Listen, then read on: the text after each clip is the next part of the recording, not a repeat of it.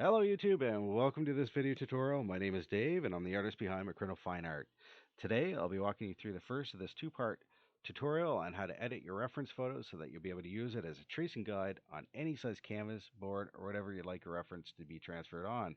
At the end of this guide, you'll have a traceable image that matches the size of the canvas you'll be painting on. And in the next tutorial, I'll be showing you the different mediums you can use for transferring your image like chalk, pencil, and transfer paper. All the supplies and links needed are listed in the description below, so please be sure to check that out. If you find this tutorial to be helpful, of course, like and subscribe. It'll help me gauge interest for those who want more content. If you have any questions, comment below and I'll do my best to reply to everyone as soon as possible. All right, let's get started. First of all, you want to download your reference photo.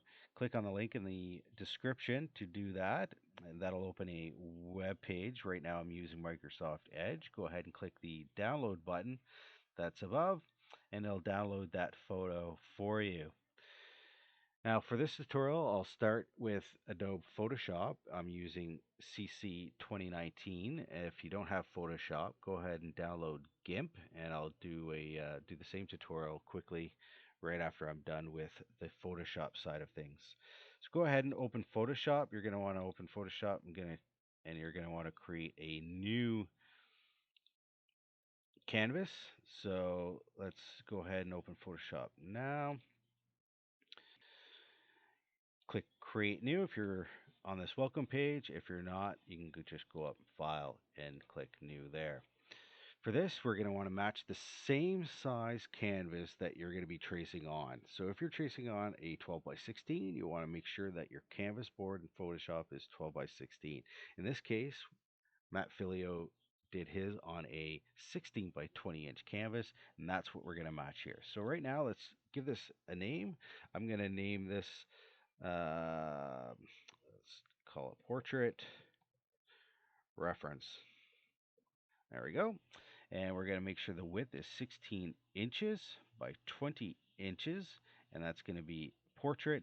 We're going to change the resolution to 72 because we don't need it really all that high definition. Lower the better in our case. It's going to save on a lot of ink. Change the color mode to grayscale. That, of course, is going to save us a step in the future. Go ahead and click create. And here you'll have a nice brand new blank canvas that is 16 inches by 20 inches. So here we're going to want to import that reference photo that we just downloaded. So go to your downloads folder or the location that you downloaded to, and you're going to want to click and drag and drop that reference photo right on top of that new canvas in Photoshop. Now you see in Photoshop here, it doesn't actually scale the image to size, so we'll do that ourselves simply by dragging each corner until it matches the size of our canvas. Once that's matched, go ahead and click anywhere to commit, and you can see here I missed a little bit on both sides, so I'm just going to make sure I click on the scale, move that slightly larger just to make sure it's off on each side, and that is it. Perfect. So here we're going to want to modify a little bit of the tone to make sure that the levels are a little bit darker where they need to be, and for that we're going to simply go up to image, we're going to go to mode, we're going to go to make sure our layer is selected, of course, which I just didn't do there. We're going to go to image, adjustments, we're going to click on levels, and we're going to click auto. And once I click auto, you'll notice some of these grays get a little bit darker, and that's all we want. Perfect. Click OK. And from here, we're going to want to make a filter. And for the filter, we're going to be using a filter called photocopy, and that's going to make our image quite light, traceable, and without losing too much detail, but saving on a lot of ink. Of course, there's a lot of plugins you can get out there and even free websites that'll make you a traceable image online for free. In this tutorial, we're just going to stick with Photoshop and what comes with it. So for that, click on Filter, go down to Filter Gallery, and there's a heading under here called Sketch, and then you're want to click Photocopy. And from here, you can see that the photo is not really centered. So I want to see everything just to make sure that it looks good. I'm going to fit in view. That'll make it nice. I can see every little part of the detail that I'm going to be wanting tracing. You'll notice like the parts on her sleeve here, you want to be defined because that's an important area. You can see here all these little pleats, I guess, in her shirt are well defined. At least the shadows are. Of course, you're probably not going to want to go in and trace all that, but the option's there if you want to. Go ahead and change the detail to any way you want, to fit your image, to fit your preference. The lower the detail, the less that's going to be included. Um, in some circumstances, it'll be perfect because you want to get rid of the background. But for us and our purposes, I'm going to keep that full at 24 and the darkness at 3. Go ahead and click OK. From here, you have your final photo, and it's ready to be cut into paper sizes so that it could fit on your 16-inch by 20-inch canvas. So let's save that as a PNG file by clicking File, Export, Quick Export as Ping. Choose your folder that you would like to export that to. In my case, I'm going to change to the desktop, my tutorial, and I'm going to change this to fall portrait reference PNG right there. Save that. Next, you are going to want to open GIMP if you have it, and I'm going to show you how to do the exact same thing with this free tool, similar to Photoshop, but not exactly. For this, I'm going to click on New, Create New. I'm going to change this to inches. Make sure that's on inches. You're going to have it 16 by 20. Portrait. Click on Advanced Options. Make sure your resolution is set to 72. Otherwise, you're going to be making a very large image. Click OK, and it makes your canvas for you. Again, you're going to want to drag and drop that reference photo right on top of that. So I'm going to do that here. And you'll notice a pop-up shows where it's asking if you would like to maintain the embedded color profile that's on it or use the built-in GIMP profile. I suggest you just keep it, so we're going to click on keep. Here you'll notice that the size of the image is way too big for the size of your canvas of 16 by 20. So for that, we're going to have to go up to, we're going to go to layer, we're going to go to scale layer, and we're going to make sure that this is the same size as the canvas, of course, ensuring that inches is selected, and our width, of course, is 16 inches. And our height, if we tab, automatically gets filled in at 20. We'll click on scale, and that'll fit in nicely. If it doesn't, you can move it around to fit.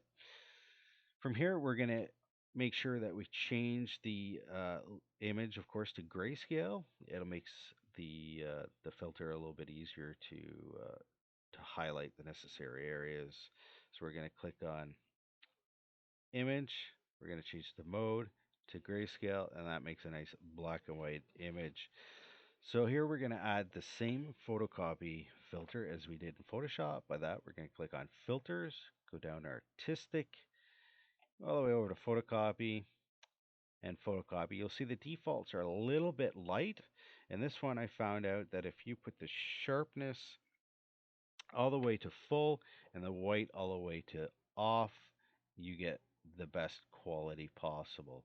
So I'm going to put the sharpness all the way up, percent white all the way down, click OK, and there is my image. So for that, I'm going to want to save that as a PNG,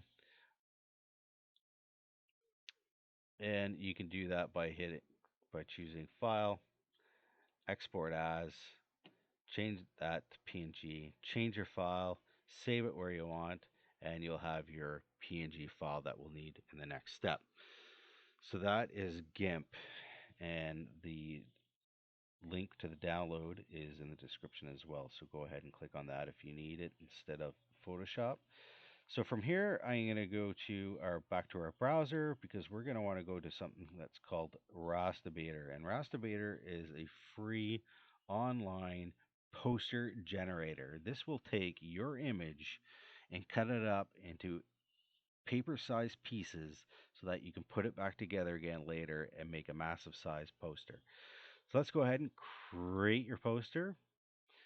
And it's going to ask us to choose our file, the file that we want. So we're going to click choose file, and we're going to check that portrait reference file that we just created in the earlier step and click on upload. Upload process is pretty quick, and here you'll be met with a preview of your file. Now you can look here, you got 4 pages by 4 pages here. Right now we're at A4 size. And down here it tells you what size the paper is in centimeters and your poster size. So let's go ahead and click on inch right away. That'll clarify a lot of things for us. So we're looking at a 33 by 46 inch poster. That's not good for us. Let's go up here and change this to US legal because that's the paper that we're going to be writing on or printing on. We're going to maintain that as portrait. Get rid of margins. We don't need any margins. Now we look back down here and we're getting closer to what we need. We're looking at a paper size of 8.5 by close to 11. That's what we need. And our poster size is going to be 34 by 43 inches. That's still too big. We want it 16 by 20. Well, if we know that 8.5 times 2 pages is about 16, 17 inches. So let's start with 2 pages wide and see what we get there. 2 pages wide, 8.5 by 11. We ended up with a poster size of 17 inches by 21 inches. I think that's pretty darn near perfect. So let's go ahead and create that. Clicking continue brings us up to a style. We don't want any styles, so we're going to choose no effects. Continue. There's nothing you change here because we didn't add any effects, so go ahead and click continue again. Here you can choose whether or not to have crop marks or page position. We don't need either, so let's undo crop marks and let's complete our 4-page poster. It's going to make it and automatically download it for us, and it's going to take a few seconds, and you'll see it right here at the bottom, created and downloaded. Now if we open that, you'll be met with a perfect 4-page poster cutout that we will need to print in order to complete our tracing image on our 16 by 20 canvas. So let's print that. Go ahead, go up here and click on print. Choose your printer, black and white, no need to have color, don't need to print on both sides because that would make very much sense. And click on print. At this point, I usually change my printing preferences to draft quality because I don't need to waste much paper or much ink when I'm doing it, and it saves you a lot of money in the long run. So go ahead and print that, and once you have that printed, I will meet you next time for our second part where we will put together our printed photo pieces and get things ready to be traced on our 16 by 20 canvas. Thank you for watching. I hope you enjoyed yourself here and learned something today. Please like and subscribe. Join me next time. Take care.